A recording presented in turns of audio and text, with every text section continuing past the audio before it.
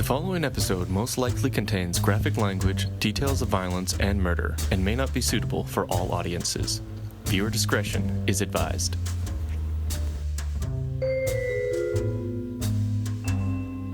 What is up, everybody? Welcome to episode 53 of Murder with My Mother, the true crime podcast where I talk murder with my mother. Hey, everybody. How's it going? What is up?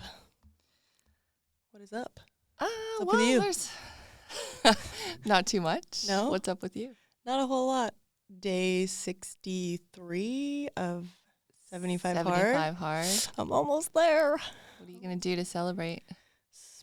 I don't know. A couple things. I'm going to sleep for a week because I'm tired. But Not it's going going any well. walks for a while, I would No. suppose. I actually really like the walks. I like the activity. It's been really nice. Yeah. It's been, I don't know, it's good. It's like a nice challenge. But yeah, I'm going to just be sedentary for like probably a good week.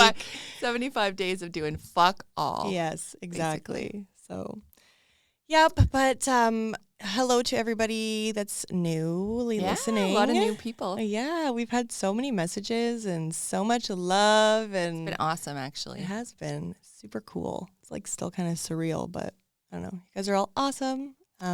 Super. I wanted to say hello to just one person. I don't know.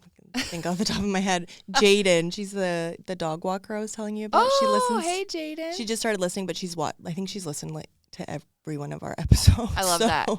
Yeah. It's cool. It's happened to us a couple times where people get on the trajectory and then they listen, like binge us. And I'm like, fuck, how can you stand that many hours of us? I know. Well, I mean, it's just basically like hanging out with us in person, and people always want to do that anyway. So got a lot of people hanging out with us all the time. Just kidding. People we gave birth to or, gave birth to us. To hop into some current events, kind of not current because, again, we're doing this every month. So it's like not overly current, but something that we obviously want to touch on. So it's like kind of current-ish and local. So on Wednesday, February 21st, there was a vigil held at a scene that once held so much horror and continues to for families and those closest to the victims of the notorious Robert Pickton. So this actually came in response to the parole board announcing that he would be eligible for day parole the next day. Like, what the fuck? Yes, obviously we are seeing a theme. Like, if you go to some places in the United States, other places in the world, if you kill one person, even one sometimes, it is in the same circumstances as this. It is like life with no chance of parole or the death penalty, And even if you do three things in the United States, like get caught with a drug that's illegal, steal a car, and then kill someone, it's the three strikes. Like, you can't do anything else. You'll never get out if you do those things. Even if you're with somebody and they do those things, you are usually in jail for the rest of your life. So this issue, obviously, we feel super strongly about and continue to because nothing is changing. And we don't even mean the theme to be so common. Like, no, it's just, it just keeps coming up because of this country that we live in. So why should he have the chance for day parole? Because he's not. Yeah. No. And I mean, he was only convicted on 6 counts, but his numbers are, they think 50 people. Almost 50, because remember that disgusting video of him where he's like, I almost made it to 50, which just that alone, like. So let's give someone day parole. The magnitude of his crimes are like, it's not just, again, happenstance. Oh, this just happened. It's like he went out. Obviously, they think other people were probably involved, but I mean, that's a whole other episode. But if someone's convicted of that magnitude of multiple heinous murders, why should they ever even be considered for day parole? You think he's just going to be like, oh, going to go out for the day and get a job and just like, it's just ridiculous. Ice cream. Yeah, he's been linked to over 30 because they found evidence when they searched his farm of over 30 other victims. Yeah. They couldn't.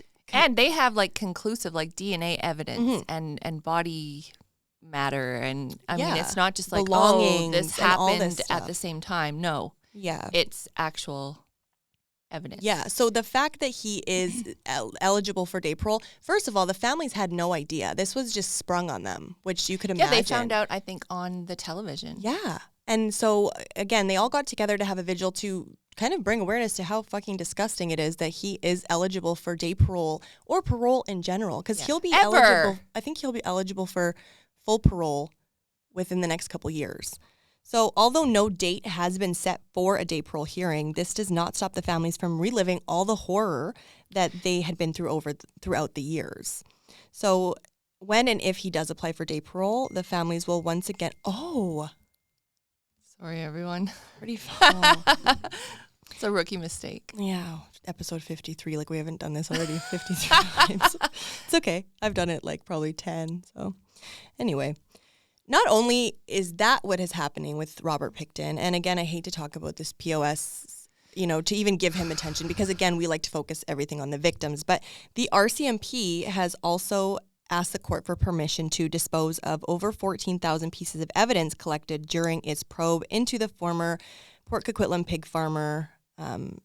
So, like I said, all the stuff they found on the farm. Like, they want to dispose of it because, what, they don't want to pay the rent for the storage space anymore? I don't know. But the fact is, he's only ever been convicted of 6 murders. There was over 50 women. And that's what they think he's responsible for. Yeah. Like, there could be more. But the fact that these families haven't had justice because they have never had, like, they haven't had justice. So the fact that they could tie their murders to him and they're going to dispose of all this evidence. I mean, this case also, we haven't done this case yet because of the magnitude and the attention that we want to give to each and every victim in the case, and that's why it's going to be several parts when we do it. Mm-hmm. Oh, it's like diving in. That's why I said right now I don't have the capacity, because I want to really give that its due justice, and it's 100%. They all deserve to be.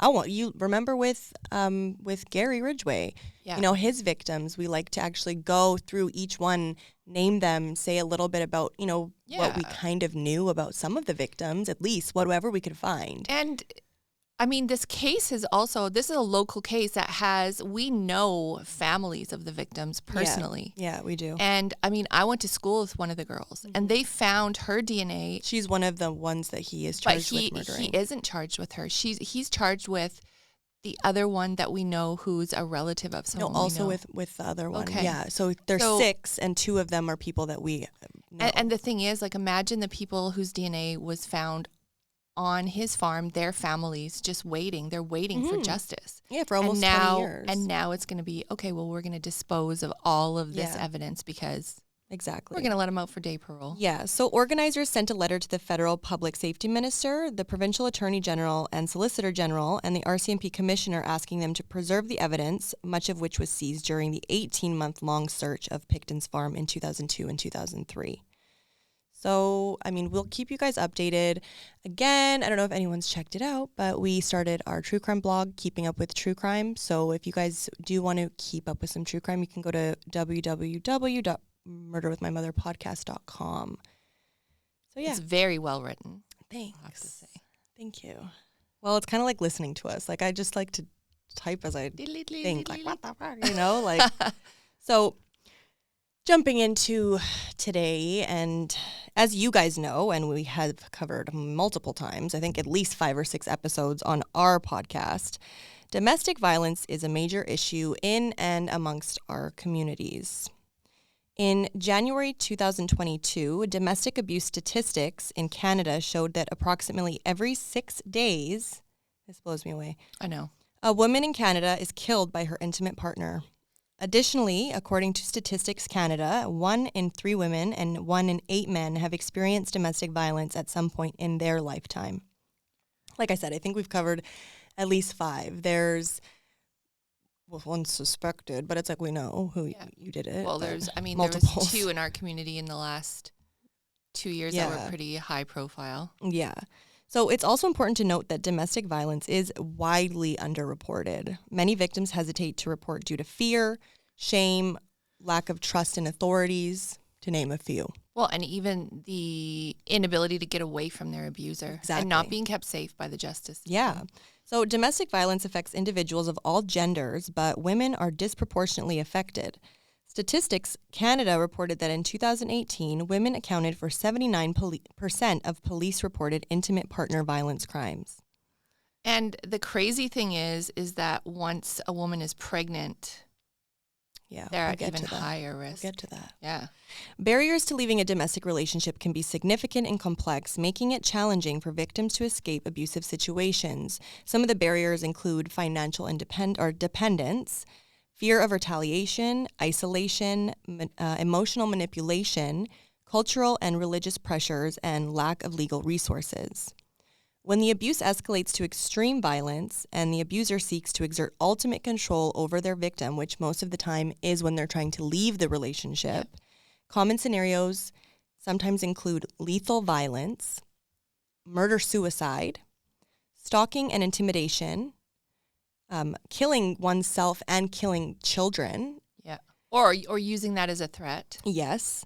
And it's crucial for victims of domestic abuse to have access to support services, including shelters, hotlines, counseling, and legal assistance to help them safely leave abusive relationships and rebuild their lives. Additionally, raising awareness, providing education on healthy relationships, and holding perpetrators accountable are essential steps in preventing domestic violence and reducing the risk of lethal outcomes. Now, in Canada, studies have shown that intimate partner violence is a leading cause of homicide for women, and that pregnant women are particularly vulnerable. Research indicates that between 10 to 20% of pregnant women experience intimate partner violence, and it significantly increases the risk of homicide during pregnancy or shortly after giving birth. Like, how crazy is that? That's the most intimate experience you can have, is bearing a child, being pregnant. And bearing someone's child who's going to then murder you. So the case we are covering today made headlines in our city in 2006 when the sudden disappearance of 31-year-old wife and mother Manjit Panghali ended in the most shocking discovery and outcome, and has shockingly made headlines again within the last year as the offender has been fully paroled back into the community. And you guys know, it goes without saying, you know how we feel about this because we say it every fucking episode. We do. Do you have your glasses, or am I free balling this whole thing? No, I got it. I got big print today. All right. You guys could probably read space. From outer space if you're up there. Mm-hmm. She loves when I say that. I'm like, what the fuck? You could see that from space. Astronauts are Your turn will come. I know. And then I'll laugh my ass off at you. So Manjit Basra was born on July the 4th, 1975, to Resham and Surinder Basra. Surinder? Yeah. Yeah. Surinder Basra. Sorry, Surinder. Manjit had a sister named Jasmine and a brother named Tour. The family came to Canada for a better life for their children. They spent their early years in the Lower Mainland, where Manjit made many good friends. She was described as a very loving and always laughing person, and the early years was described by her sister in the documentary Till Death Do Us Part as having the ideal childhood, riding bikes and playing in the neighborhood with other kids until after the streetlights went out, that was at the time I grew up in too, so that's what we did. Well, she wasn't much younger than you, right? Like 2 years, yeah. It was said Manjit always had a clear plan for her life. She was described as very focused and very determined. She knew what she wanted and went for her lifelong dream of becoming a teacher when she entered UBC in 1993. While she was there, she met a man named Mukhtar Panghali, who friends and family knew as MP. MP was from the small town of Merritt, which is about 3 hours away from Vancouver. He also came from a traditional Sikh family and was aspiring to be a high school teacher. Her sister Jasmine said that Manjit's feelings for MP were almost like she was starstruck, head over heels. Here's a man with the same ambitions and the same cultural background, and it was said that MP was Manjit's first adult crush, and he just swept her right off her feet. Friends and family instantly took to MP. He was said to be friendly and sociable and very outgoing. And according to her sister, as far as her parents were concerned, he was the perfect boy to bring home in their eyes. He was seen by her family as responsible and trustworthy, and they trusted him with their daughter wholeheartedly. In July of 1997, MP and Manjit decided to get married. Everyone was overjoyed. The couple settled into the city of Surrey.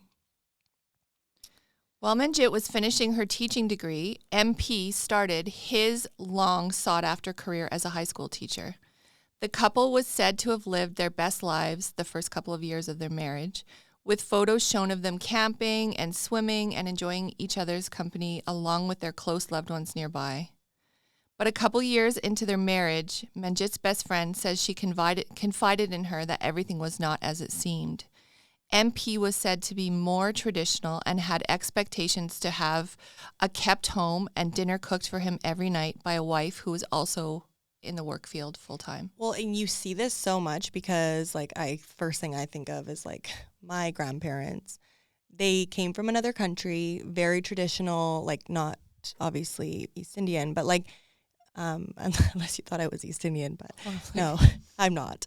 But Latin American, right? So my grandmother has never had a job, has never driven a car, has never had like any kind of independence. It's like my grandfather went to work every day until like recently, and he's like 80, but like, you know, he was the breadwinner.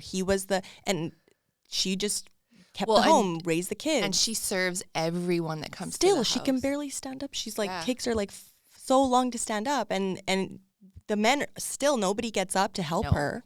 Now my grandpa is obviously, you know, when you live with someone for that long, but the fact is when you raise somebody and they see that, you're normalizing that, right? So when you are integrating into a Canadian culture, women have rights. Women want to work. Women are not the only ones that need to keep the house, raise the children. That should be two people doing that together. But it's crazy because when I had you, obviously your dad came from South America when he was quite a bit older, like he was 18. Mm-hmm. And I remember even coming home from the hospital with you, like I was in fucking labor for 76 hours. Like, and I was 18, like I didn't even know, like, what am I even supposed to do with this thing? Like, and I was expected the day that everyone came over, like the day after I got home from the hospital, after I had breastfeeding coaching, because I couldn't even do that, to like cook dinner and serve everyone dinner. That's what I'm saying. So it's like when a child sometimes is raised with such a very one way, that's what they think. And that can really cause problems, especially in the Canadian culture. It does, because even if you, I mean, I know from personal experience, when you don't live up to the expectations, they talk shit about you. Like, you're lazy, you're whatever. And it's not, you know, you just had a baby. Birthed a human being that you created. Like, So she stated that she was very unhappy and was met by friends with reassurances as to them keeping on, and that sometimes there were bumps in the road, which obviously in the first couple of years of marriage there can be. Well, right? And I think too, with cultural differences, that's kind of a way to be like, yeah, it's fine. You know, it's very just kind of glossed over. Even here it is too. Yeah. But in May of 2003, and after 6 years of being married, Manjit gave birth to their daughter Maya. Both were said to be very happy and great parents who eagerly awaited the arrival and flourished once she arrived. Every picture you see of them with Maya, you can just tell how much love was exuding to that little girl. And she looks like she had quite the personality, because every picture you see of her, she's like hugging them and like making cute faces. Like, she had a lot of personality. They were very loving to Maya, and Maya was said to be a very happy child. But no matter the happiness, navigating the first few years of parenthood for anybody can be difficult. And I think the Band-Aid effect of having a child in an unhappy marriage, the cracks really start to peer through when the pressure of being a parent starts to unravel you back into your unhappiness. Even more reason to be unhappy when you have a child to advocate for. Well, that's just it. I mean, your first love, your first true real love is basically your child. So it really does make you put the standards for yourself, for your child up higher, and then you stop. Well, look at you. I mean, you know, you'll put up with shit when the person that you're, like, once you have a kid, you're protecting that kid for the rest of, like, with everything in your being. Well, some people need someone else to advocate for. They can't. And I know for myself, once I had my son, it was like, I'm not putting up with shit, you know? So after Maya was born, MP started to drink heavily. He would go for drinks after work and not return until late at night, leaving Manjit and Maya to be alone. This obviously started to cause issues because the same reoccurring things were coming up. He still expected dinner and to have a clean house when he arrived home, but was able to go and live life as he pleased. And now there was also the expectation that Manjit would also care for their daughter while he continued to live life as he saw fit. And it was said that he was not like a one drink type of person. He was more of a binge drinker. As does happen, especially when drinking for the wrong reasons, this would change, like it would change totally who he was, his personality. Things really started to go downhill for the couple then. Manjit was also not afraid to stand up for herself. And that's, I think, like she's been raised in a country in Canada, where that's been modeled for her. And sometimes that would cause them to get into hard-headed fights where each person's perspective is not perceived by the other person. Sometimes she would leave their home for days at a time and take Maya to a hotel until things cooled off. Manjit was starting to get a different picture of the man she thought was once so perfect. But despite her unhappiness, Manjit longed to have another child. Their arguments were getting more and more aggressive, and as does happen, stress took a toll on her and she was not able to easily conceive. Yeah, it was said that one night their fighting got so out of hand, like it got drastically worse, and Manjit reached for the only thing I guess that was close to her, and it happened to be a bottle of auto bleach spray, and she just sprayed him in the face with it, which screams to me like desperation and complete like, okay, you know, these people should not be together if it's going to take that, especially once you have a child. Like your children can't witness things like that, right? And once you get to that point of, I mean, every relationship should have boundaries. And once you're doing things like that to each other, the boundaries there's no more boundaries there. Everyone around them was anticipating the marriage ending in divorce, but in the summer of 2006, to their families' and friends' shock, they announced that Manjit was pregnant with their second child. They both seemed to be very excited, and those close to them were happy, but also concerned because they knew that the couple had been through like what they had been through in the recent years leading up to this joyous moment. On the morning of Thursday, October 19th, 2006, Manjit's parents received a call from MP stating that he needed them to come over and get Maya, as Manjit had not returned home on the evening prior after her prenatal yoga class. Those close to her said that it was sometimes normal for her to take a night away if she was feeling at odds with MP, but that she would always take Maya, so this was a strange occurrence.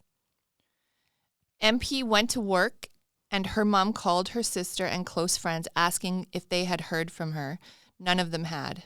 It was very out of character for Manjit not to reach out to her close circle if something had happened between her and MP, and those that were the closest to her instantly started to worry as they had still not heard from her.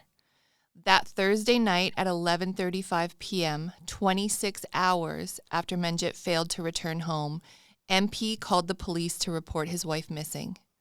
Officers arrived around 3 a.m. They took MP's statement, and he indicated that he had been home all night with his daughter Maya and hadn't gone anywhere.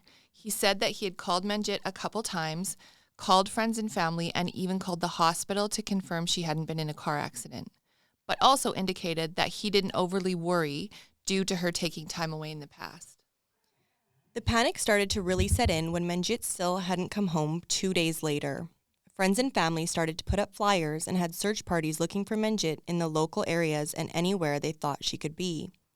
From the outside looking in, MP seemed like a worried husband who was described as distraught and distressed looking, constantly on the phone trying to find out where his wife was and what had happened to her. Officers subpoenaed Manjit's phone and bank records and started putting together a timeline of where she had been on the night she disappeared. Just after 6 p.m. on the 18th, Manjit had made 4 short phone calls to her residence. She was traveling south, which was where her prenatal yoga class was being held. She was also seen just before 9 p.m. leaving her yoga class in her vehicle. After this, it's almost like she disappeared off the face of the earth. No one heard from her. None of her credit cards or bank accounts had been accessed. At first, police considered the possibility that maybe Manjit had been abducted. They started looking at possible suspects in the area that may have had that kind of profile or background, which I'm sure there's no shortage because we let everyone back into the community. All of those leads came up with nothing, so they started looking a little closer to home. Who had motive? Who had opportunity to want Manjit to disappear? Well, on Saturday, October 21st, detectives bring in MP for questioning once again. This time, they focused on the background of their relationship and really if there would be any reason for her to want to leave. As they had learned, everything wasn't as peachy as it seemed on the surface. And by talking to friends and family, police quickly saw that their relationship had been far from perfect. Their life, as it seemed to be on the surface, was not the way it was. MP let police know that recently Manjit had reconnected with an old friend and would talk to them on the phone and go for dinners, just the two of them. He implied that he was suspicious that Manjit was having an affair. Those closest to her were shocked and quickly shut down these accusations. After speaking with Manjit's friend, police quickly ruled him out, and he agreed and passed a polygraph test. On Monday, October 23rd, 5 days after Manjit was last seen, the family made a public appeal. Her sister Jasmine recalls saying to the cameras, "Manj, if you're out there, come home. Maya misses you. If anybody has any information, please call in."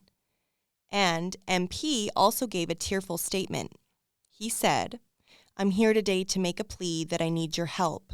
My daughter needs your help. Please, we need your help." What the family didn't know at this time was earlier that morning, as a woman was walking her dog on a beach near Roberts Bank that oversaw the Delta ports, she had come across burnt human remains. It's always someone walking their dog. Always. Just thinking about that, you're just walking, and at first the lady thought that her dog had picked up some kind of beech wood or driftwood kind of thing, and quickly, obviously, to her shock and horror, she realized it was a human body. I mean, that's my worst nightmare. Yes, every time my we dog talk goes about this off always. to look at something, I'm like, no. Yeah, I think it was our second episode, the same thing. Yeah. It was... It's always cool because dogs have a sense of smell Of course, so much stronger than ours. The forensic teams were aware of Manjit's disappearance and had quickly started to tie the two together. Although the remains had been burned, the detective working the case, Detective Harj Sidhu, recalled seeing nail polish and a ring, which to this day leaves a lasting imprint on the detective, who is still visibly affected by this memory. You see that in so many of the documentaries we watch, the just cases like brings them this. back. Yeah, it brings them right back, and you can kind of see them how emotional they still are about this. Actually, I think he said in that documentary, one of the documentaries we watched, that he named his youngest daughter after their daughter, just to keep... have the connection. Yeah. How haunting. Yeah. Although they assumed the worst, they still had to wait for an autopsy to verify if the remains found were that of Manjit before notifying her family. On the same day, Manjit's car had been discovered in the parking lot of Green Timbers Park in the North Surrey area of Whalley. There were no visible signs of a struggle, no forced entry, and no blood in or around the vehicle to indicate that foul play had occurred there. Investigators were also not able to locate Manjit's phone in her vehicle or where she had been discovered. On Thursday, October 26th, dental records confirmed that the remains located were that of Manjit. The cause of death was determined to be strangulation, as she had broken bones in her neck that could only be caused by severe pressure associated with being strangled. There was also no soot in her lungs, which meant Manjit was killed before she was set on fire. It was also determined during the autopsy that the gender of the baby Manjit had been carrying was a girl. Manjit's friends and family were absolutely devastated and heartbroken at this horrible loss. Their worst possible nightmare had come true. They had so many questions as to who would take Manjit's life in such a horrific, brutal way. Police also wondered what kind of monster they were searching for. As they narrowed down the list of close people to Manjit, something else came to their attention.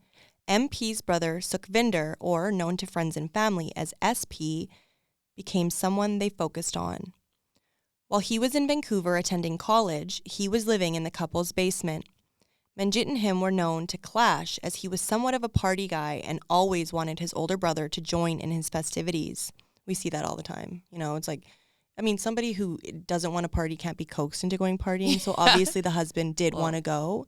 Well, I'm just kidding. Take a little, but... Just using excuses.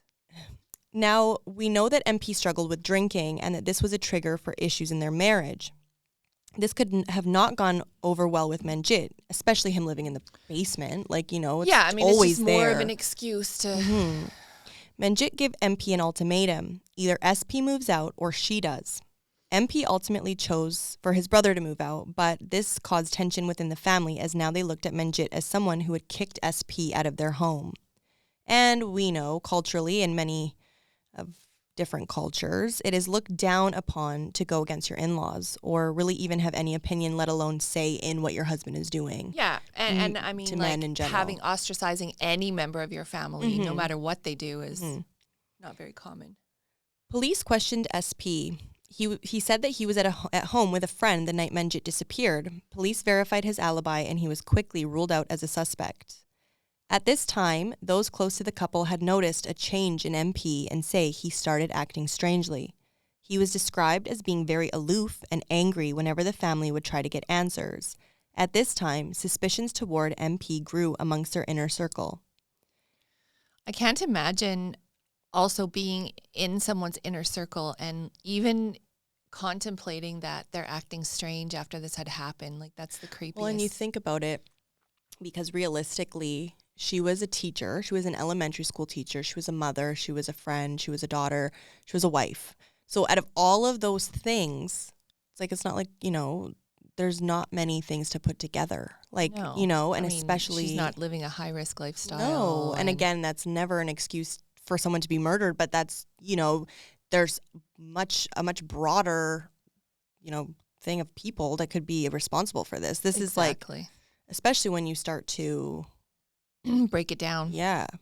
MP had initially told the police that he tried to call Manjit's inner circle the night she didn't come home, but when the police tried to verify, they received a different picture. MP never called Jasmine, Manjit's sister, and never reached out to her best friend. Police started to doubt things that MP was saying and went again to examine Manjit's vehicle for evidence. What stood out to them was that the position of the driver's seat was set at a setting that someone much taller than Manjit would have set it to, and also the location of her car as well. MP was under the assumption that Manjit's prenatal yoga class had been held in North Surrey, in close proximity to where her car had been found. But unbeknownst to him, it had actually been held in South Surrey, about 25 kilometers in the opposite direction. On October the 30th, 2006, the family held Manjit's funeral. It was said that MP was standing in the entryway and was visibly sobbing and needing to be assisted to stand and kept falling over and over. Police and other people attending noted that it didn't feel genuine and it was almost like he was putting on a show. Although we know that not everyone grieves in the same manner. Well, we know that not everyone grieves in the same manner, but when you're the only person that people are suspecting of this and you're like, you're like sobbing and falling and all these things, which, I mean, if you know that you just murdered your pregnant wife, maybe you would be mentally ill. I mean, I don't know, living with that. But, I mean, yeah, obviously if you're putting on a show, it's been a cold dick for the last 2 weeks while everyone's wondering. Exactly. You got to make up for it. Yeah. After piecing together all that they had, that narrowed their attention on MP as the primary suspect in Manjit's murder. He thought she may have been having an affair. In his eyes, she had forced him to kick out his brother, and that had basically stripped him of his masculinity. The car's location and the seat setting were all matching to MP driving the car and leaving it where it was found. And even though all this evidence was circumstantial, police believed it was being pieced together bit by bit and becoming more of a whole picture. As a team of up to 80 officers worked this case, they were desperate for leads that would point them in a concrete direction. They were out gathering video and other sources of intel in and around the Panghali neighborhood. They searched for anything that would link MP to his wife's murder. After 4 weeks of hard work, they finally caught a break in the case. Police went to a gas station only about 2 blocks from the Panghali's home. On the night of Manjit's disappearance, MP can be seen on the store's surveillance purchasing a day-old newspaper and a lighter at 12:55 a.m. I don't know what you would need a lighter and an old newspaper for at 12:55 in the morning other than starting something on fire. This footage completely contradicted MP's account of that night, as he had stood by the story that he did not leave the house at all the night Manjit disappeared. This footage blew MP's alibi completely to pieces, and to top that off, MP was not a smoker, which made the purchase of these two items that much more suspicious. In January of 2007, detectives finally had enough evidence to seize MP's cell phone. And while looking through the records, they came to the shocking discovery that the serial number once associated to Manjit's phone was now linked to MP's, meaning that he had taken out his SIM card and put it into Manjit's phone. As Manjit's phone records had indicated that she had been in possession of her phone on the way to her yoga class, this meant that he had been in possession of her phone since the night of her disappearance. And she did, in fact, return home that night, obviously, if he was in possession of the phone. Ballsy thing to do. Imagine just Stupid, murdered you and then just took your phone. Like, maybe no one would really notice you, maybe, but, like, you know, like, what if, like, he was around her sister or around, you know, like, I think I would be the only one to notice, like, that's my mom's phone. Like, but, you know, like, people around and, like, the pictures she would have on that phone, all this stuff is stored on the phone. It's really, like, I mean, that's creepy on so many levels. Mm-hmm. It's almost like, haha, I have the phone and no one's noticing. Yeah. On March 11th, 2007, Murder Panghali is arrested and charged with the second-degree murder of his pregnant wife, Manjit. His brother SP was also arrested and charged with being an accessory after the fact, but those charges are later stayed after a review of all the evidence. MP still did not admit his guilt or involvement and continued to deny having anything to do with his wife's murder. Although there was never verification of this, police believe that Manjit went to her yoga class and returned home later that evening. They believe there was some sort of altercation with MP, possibly about where she had been that night or the suspected affair. They believe he had a moment of rage and strangled Manjit to death. He then drove to the gas station, leaving his young daughter home alone and purchasing a lighter and a newspaper, as he was seen on surveillance doing. He then drove about 30 kilometers to the Delta port where he dumped Manjit's body and set it on fire. So I think it's, what is it? If you're ever strangled, I'm pretty sure I have this in here somewhere because this gets me every time. If you're ever strangled in a relationship, it's like 700 times more likely that that person will kill you. Yeah. So in November 2010, MP went on trial. The jury heard from multiple witnesses about the evidence and the turmoil the couple had been experiencing. There were also excerpts from Manjit's diary read where she expressed her feelings and concerns of depression and being on medication after the birth of their daughter, as she didn't feel supported as well as she was scared and hopeless about their marriage, and that when he drank, he became upset and mean. On February 4th, 2011, he was found guilty of second-degree murder.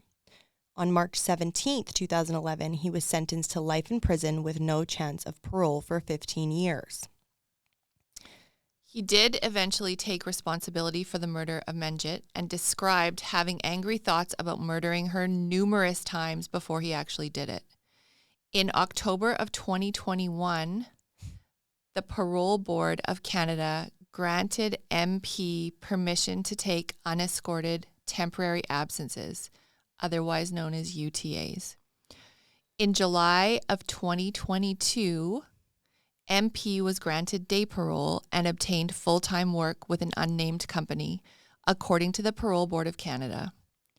In October of 2023, the Parole Board of Canada granted Murder full parole.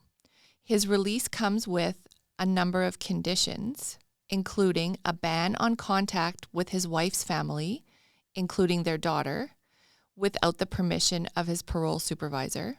He must also report any romantic, sexual, or platonic relationships with women and may not live with anyone without prior approval of his parole supervisor. Like, do they have someone following him around every day to make sure that he's doing all of these things? Probably. Yeah, because it's just how our justice system works. It's just protecting women out there. Other conditions include a ban on buying or drinking alcohol and the requirement he participate in a domestic violence treatment plan. The panel decided that Panghali doesn't present an undue risk and should be given the chance to reintegrate into society. Corrections official. Sorry if you can sense the sarcasm in my voice. I'm trying to read this as serious as I can. Seriously. Corrections officials told the parole board that Panghali participated in self-improvement programs while in prison and successfully completed several temporary absences. Several? And then they're just going to be like, okay. Yeah. You've been good, so... Panghali demonstrated that he had accepted responsibility for his actions and choices, including his initial struggle during incarceration, the board was told. The parole board, poor guy. The parole board said MP took a number of steps over the years to address his risk factors, but that intimate or domestic relationships continue to pose a risk and must be approved in writing. What? As you all know, we are all for healing on Murder with My Mother here, and I believe that not all people that do bad are bad. But we also know, there's room for growth and for change and education and, take all those courses. But when you brutally murder your wife and then you burn her body and you concoct a story that the families, your friends, the public, the country, every single person you're lying to them and you're covering just to cover your tracks.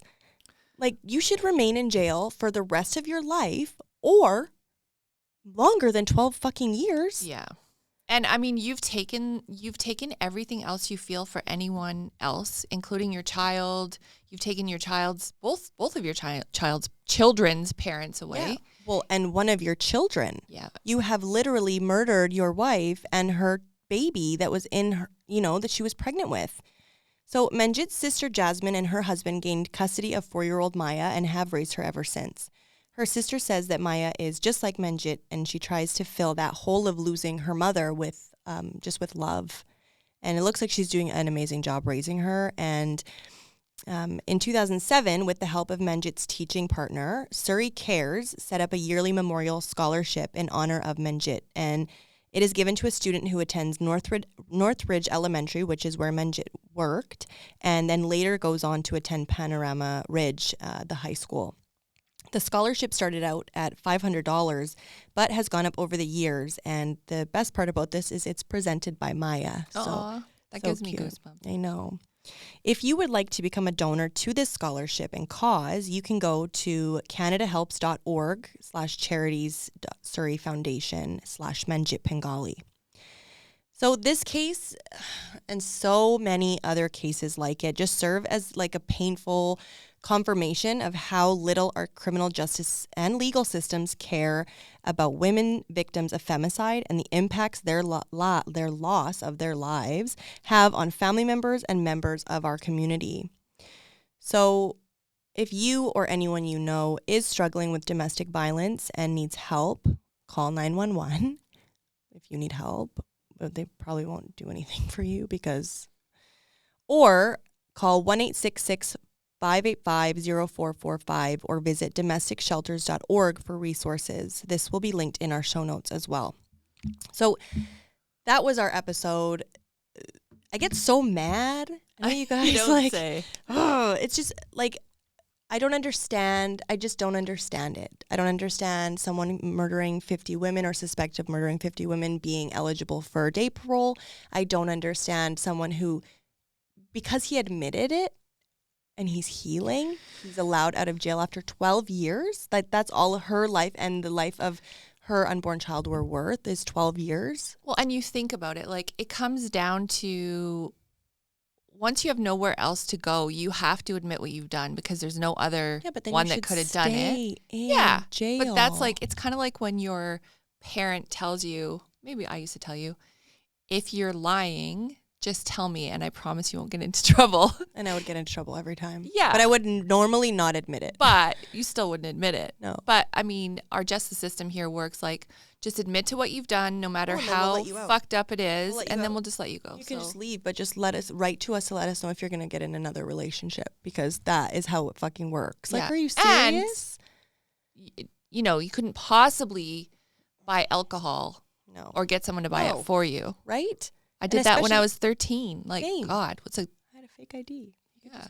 And who's going to, if he goes to buy alcohol, is someone going to be like, oh, you're MP. Aren't you MP? Yeah. You're not allowed to drink. And, to be said, and I've said this a million times because we are always talking about this. A lot of times people who are nice people and people, actually, one of my best friends went to the school that he taught at and said he was a super nice guy, like a super nice teacher. He was, she's like, well, I never took his class because he was like a physics teacher, but he was like, he used to be the person who would organize all the ski trips. Like he was a nice person, which cool.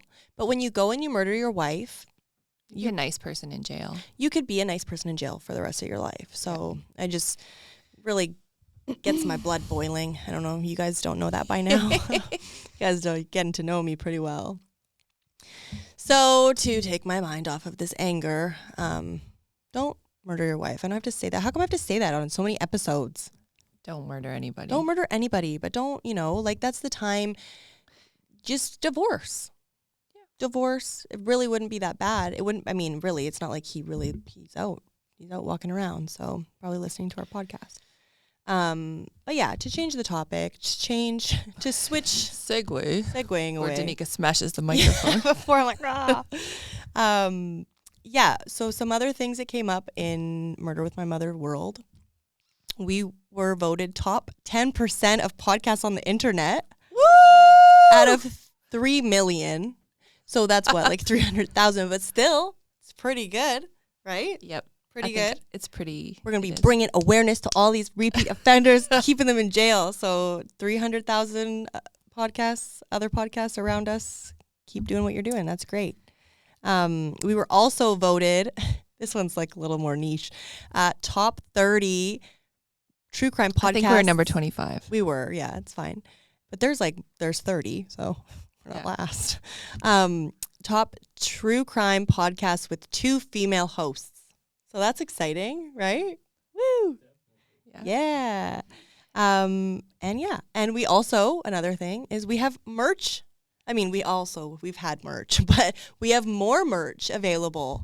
Yeah, so, we have it available for sale. Yes, for sale. So if you guys want to buy some merch, hit us up. Or, it will be, again, remember, it's me, the technical genius that's trying to figure out how to put all these things together, which I'm doing. So send us your check. Good. Send us a Morse code check. But no, we will have it on our Murder website. with My Mother podcast.com. Yeah, and while you're on there, check out the blog. Let us know what you think. If you guys ever have any cases you guys want us to even not cover as an episode, if you just have like, hey, bring awareness to this. Hey, this happened, whatever, and we haven't touched on it, write us. Yeah, we love that. Yes, I love it. We have a lot of different... Expands our minds and our platform. Yeah. And another thing is actually 2 days ago, I had somebody message us, but I'm the one that's sifting through all this stuff. Another prolific sex offender was just rearrested because they, again, just went and ruined another poor innocent child's life when they should have been in jail. So we're getting back to the topic. Again, it's so weird. It keeps coming up. It does, yeah. It resurfaces over and over and over. So... that, again, I love when you guys reach out. Yeah, it pisses me off that all these people are able and that they're like, I don't know why they're able to even be out reoffending and doing all of this stuff. But it really stokes our fire also. It does, because it really, what do I have to do 1,000 episodes of the same fucking thing? I don't know. Justin Trudeau, it's your fault. I like to blame everything on him. Yeah, bring the groceries down. I almost fainted. I spent $600 at the grocery store on Saturday. Isn't that crazy? Carlos had to get some collagen, but I was and 2 boxes of diapers, but the rest of it was groceries. Are those groceries going to last you for 3 months? No, 1 week. I would be like, kids. We're eating everything organic, but that should not. Yeah, but I used to be able to get everything. It's going into my body. I'm still eating Mr. Noodles and frozen pizza, so... And Takis, I know. But that's crazy. Something has to be done about it. I'm going to start also talking about my grocery bill every week. When we start to do weekly episodes, I'm going to give you guys... I can't even. No. I'm one person, and like I said... One bag of groceries is $120, and that's for 6 items. Yeah. I'm just lucky I'm not shaping any children anymore. Yeah. Thanks for birthing me in such a fun time to be alive. You're welcome. But anyway, like and subscribe. We love the support. We love the love. Super honored by it. Yeah, just keep liking, keep subscribing, keep telling your friends that tell their friends and tell them to stop letting people out of jail. You can donate to our show if you guys want to do that on Patreon. Or you can email us at murderwithmymotherpodcast@gmail.com to inquire about other ways that you can support the show.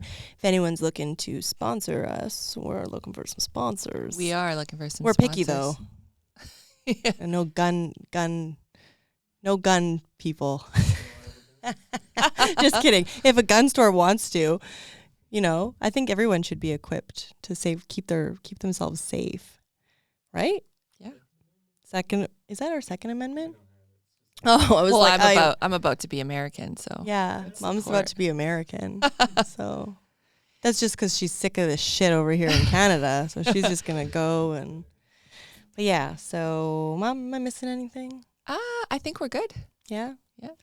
All right. Well, that was episode 53 of Murder with My Mother, the true crime podcast where I talk murder with my mother. Thanks, guys. What? 53. Was it? No, it's 53. Come on, Dan. No. I double checked. Okay. But should I do that again? No. Okay. Bye, guys. See ya. Oh, wait. Hold on. You know what? Decal. We got a lot of views on that video. We got like 15,000 views. Decal versus decal. We're wrong. It's decal. Well, if you're not from BC, it's decal. Everyone in BC says decal. So yeah. Anyway, episode 53. See you guys next time. Bye. Bye.